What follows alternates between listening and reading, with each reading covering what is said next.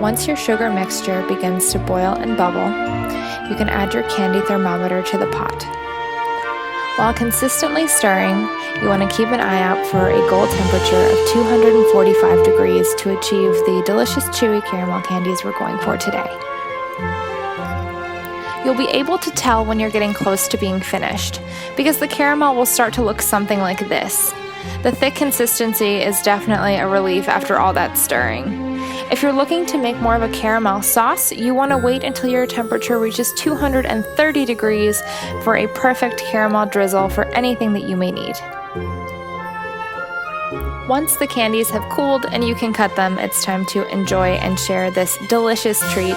I'm so excited with how this turned out. I could not be more thrilled with both of my caramel projects for week 1 of my 2020 challenge. I think this is going to be just as much fun as I had anticipated, despite there being a couple burned fingers not from this project. I am already looking forward to next week.